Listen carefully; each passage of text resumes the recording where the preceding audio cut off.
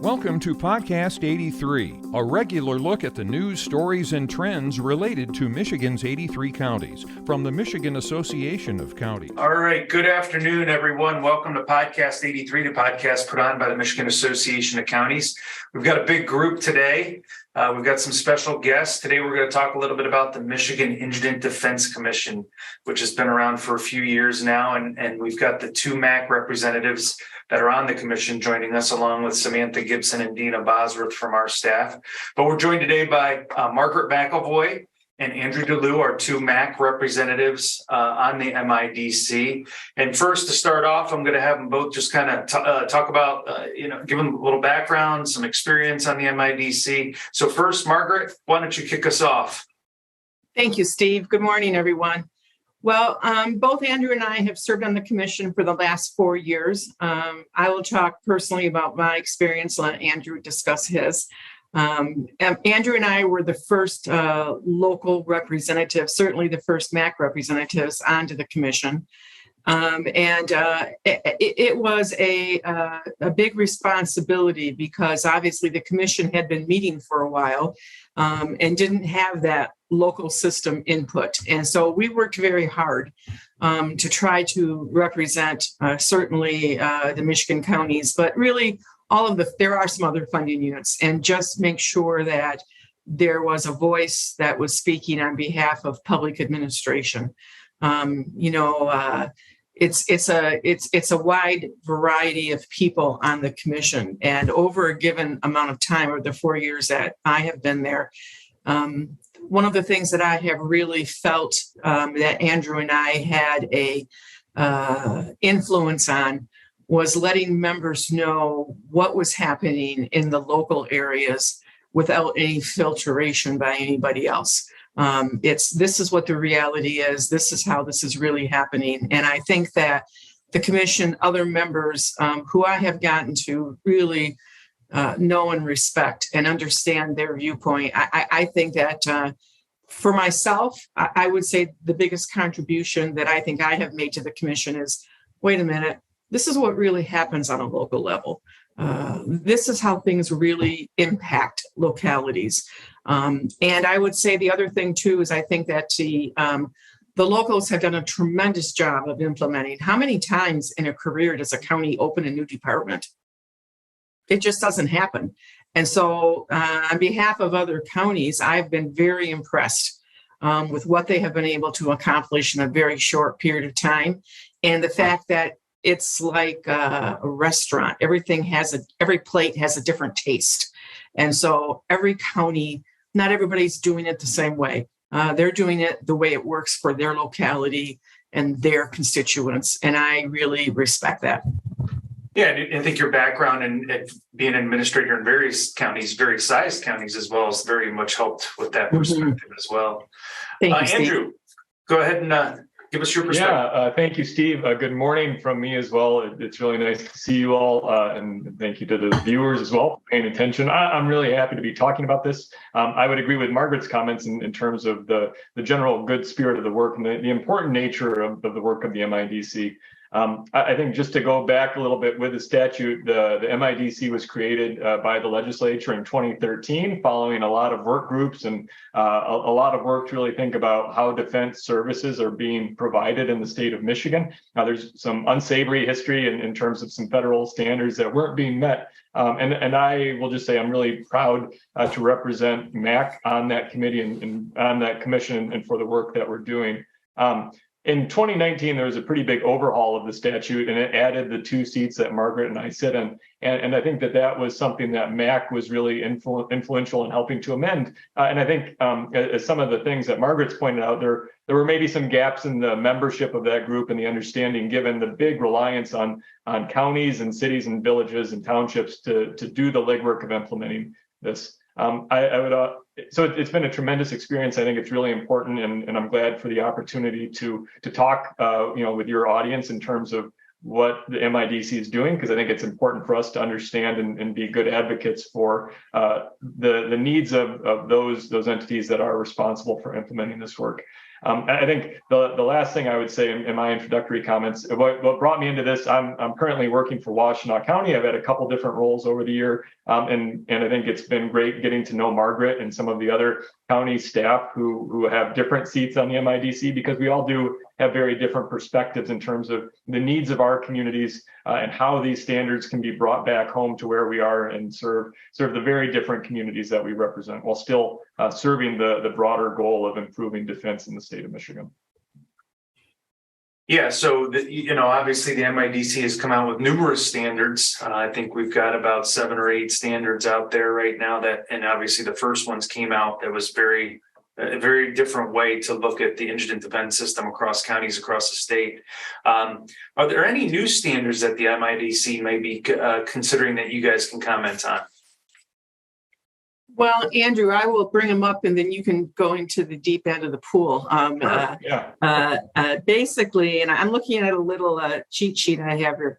We're looking at pending for full approval at this point are caseload numbers and attorney qualifications and review.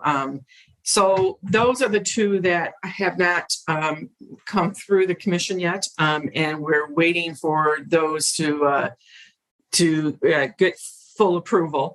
I think that's very important for the audience to understand that the commission certainly has work groups and subcommittees and committees and spends a lot of time. And there are a lot of people on that committee, on that commission who, the law has been their career. And they are, they're just astonishing people, some of them. I mean, they really are. You'll see them on TV representing some very top level cases in our state.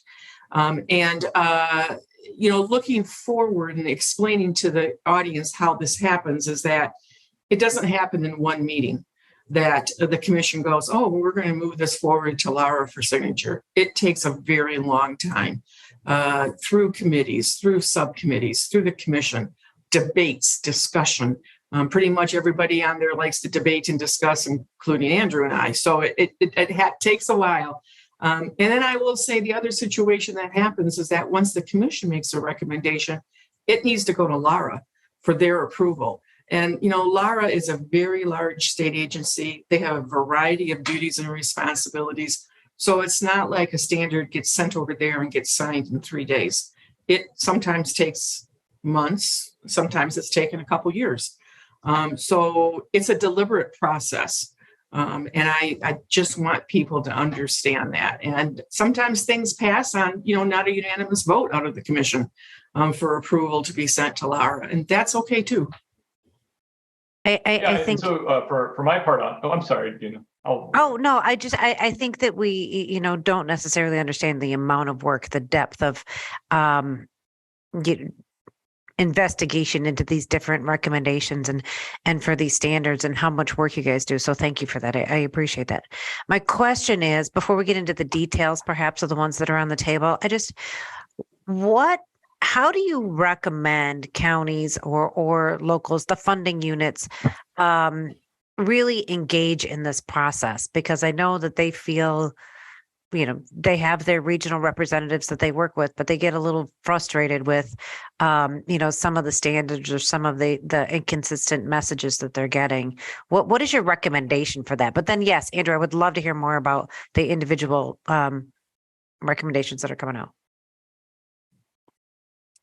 So I guess my response to your question, Deena, I do think that Margaret and I have a role in helping to shape the policy of the MIDC. We're a governing body, much like county boards of commissions, and so we work with the professional staff of the MIDC who are responsible for the implementation. And so we do that through approving documents, approving the plans themselves, approving the grant manual. The grant manual is one that we have spent a lot of time in developing and revising over several years that gets into the guidelines around how the work of designing and approving a compliance plan will be developed. So I really want to focus on our role as members of that policy body. And I think how we're able to be helpful there is as Margaret shared earlier, is bringing that that voice of local administrators who will be responsible for taking, these grand ideas and putting them into the real world and actually translating that into representation for individuals who have criminal cases. I think certainly we have public meetings. We're a public body, and so that's a great venue to make sure that others on the commission who need to be informed and aware of the consequences of our decision are able to hear those things. We have public comment at those meetings. Those are all of our information is shared through our website, and all of our meetings are available through Zoom, because it can sometimes be inconvenient to come into Lansing a couple times a year to follow what we're doing, and people are busy, certainly.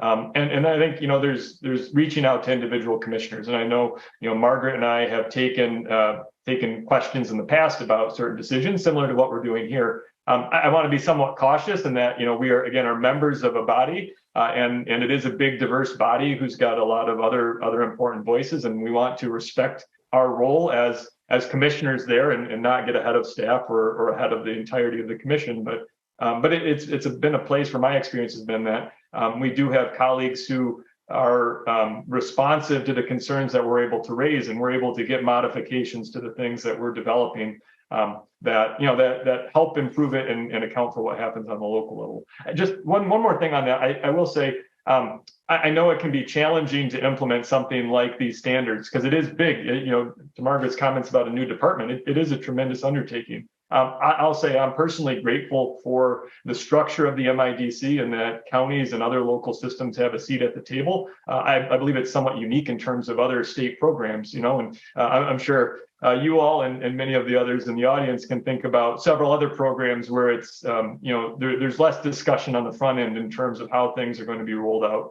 And so I think, we've got a lot to be proud of in terms of the involvement of MAC to date and our role at the table in deciding and helping to shape how this gets changed going forward.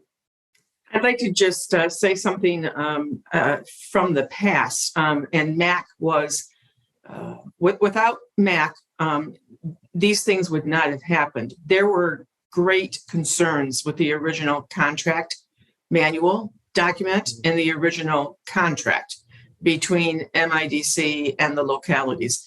And at the time, I, as a county administrator, was very concerned with those two documents. And then I had to put on my commission hat and make it very clear to them, this is a problem. And there was a small group of us, kind of grew over time, that worked with MAC and literally went through those documents word by word and recommended and suggested aggressive changes to them. And those changes did occur. And that was really a great example of the power, for lack of a better word, of the Michigan Association of Counties, because you bring counties together, and when you bring the 83 together, it's quite a voice. So back to what Andrew said, they are public meetings, and Andrew and I had a discussion at the last meeting about public comment and where it should be on the agenda, and should there be one at the beginning, and should there be one at the end. And the Open Meetings Act is not something that lawyers in private practice know that much about. So Andrew and I are kind of like the voice of, excuse me, no, we're not doing that. We can't do that. Stop doing that. And I think that it's kind of gotten to be this little, they just kind of look at us like, what should we be doing? So that's nice. But as far as getting back information, I think it's very important to reiterate what Andrew said. The Michigan Indigent Defense Commission is a public body, and as such, we do work underneath the Open Meetings Act. And the meetings are on Zoom, and the packets the agendas are on the website. Again, things that Andrew and I insisted happened. And I think that I've been on the commission quite a while now, but as a county administrator, I think they should be looking at those. I think they should have their public defenders or whoever runs the program for them looking at those agendas and then preparing themselves, if they care to speak in public comment, to speak in public comment. I think that's important. But I also think they should be speaking through MAC too. And if it becomes a big issue and MAC sees it as a big issue, then we should talk and try to work together on that, because in the end, Andrew and I represent counties. Great advice. Great advice. I think and that's thank you so much.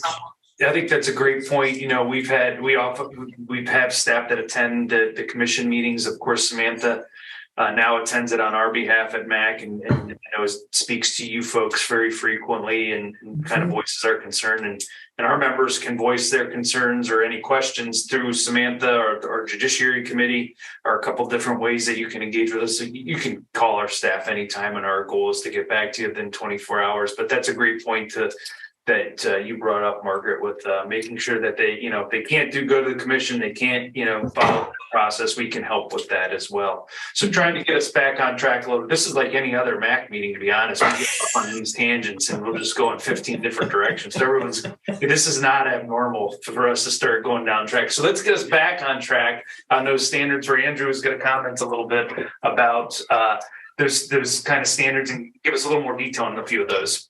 Yeah, well, and so I think even going back again to the statute does lay out. I mean, it's really important for us as a commission because we're a special group with that's differently organized than some of the other commissions of the state. But the statute does go into some detail with the things that the MIDC is charged with addressing. And I'm not the right guy to speak to all the history with how that got developed, but I think that can be a helpful document in terms of helping counties understand what we're charged with doing. I would also just refer people to the MIDC website.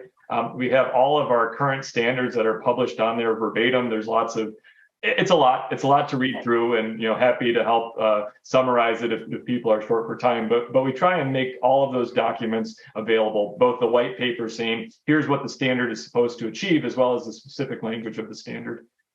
So the items that Margaret talked about is already being implemented. I think those are pretty familiar at this point. We came out with 4 in the initial version and have since added 1 or 2 per year. The compensation one is big, and I won't get into that. I think we're going to have someone else talk to that, but we know that's big and that's meaningful. I would just say on that and on the other 2 standards, there is a whole administrative process behind this by which these things are developed and adopted and brought into our funding process. It does include public meetings. It includes commission work. It includes debate by the whole of the MIDC before going to staff.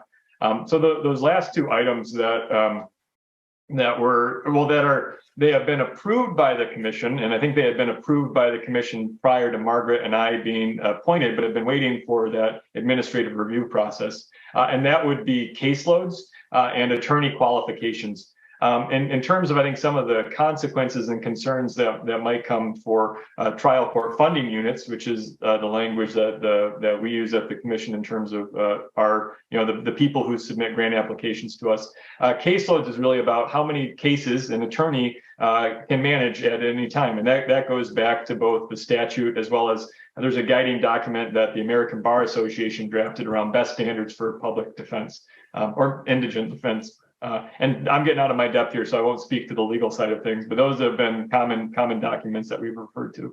But with caseloads, the concern there is that attorneys who have too many cases would not be able to provide appropriate and good defense. And so needing some way to ensure that attorneys don't have thousands or hundreds of cases that they need to manage at any given time. I think the consequences for that would be how many attorneys do you need to do the work of your system? And so that would be something that I think would probably have some similar concerns in terms of the compensation standard that has recently been adopted and is being built into the current process. Attorney qualifications, I think, would be a little bit different, but it's really in terms of making sure that the person who is standing beside the person who's being tried in the court has someone there who's able to be a good and strong defendant for their case and to make sure that they're getting the justice that they deserve. And so I think probably a little bit different in terms of the consequences for the development of the cost analysis, which is the tool that drives the budget for these documents, but still an important one. In terms of any future standards, that would really be the work of the commission. And I think there's some big things on the horizon that I know MAC has been working on. Juvenile justice reform comes to mind. And I know that's one that hasn't come to the commission table yet, but I think would be meaningful and I think would probably bring up many of these same types of questions in terms of how does that get implemented and what does that process look like? So I don't think we're ready to talk about that yet. We've had some briefings from our staff with where that might stand at the state, but I think in terms of the process that should be expected, it would be similar in terms of committee work, commission discussion, public hearings, and then eventually an administrative process for approval. Yeah, thank you. And then Sam, Andrew briefly touched on it, the Standard 8, which I believe deals with the compensation. Do you want to speak to that a little bit?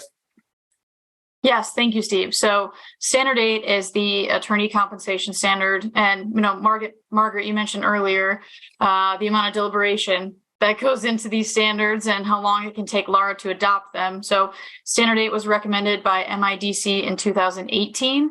Was just adopted by Laura in October of 2022. So those April reporting deadlines for counties are coming up pretty soon here, the end of this month, actually.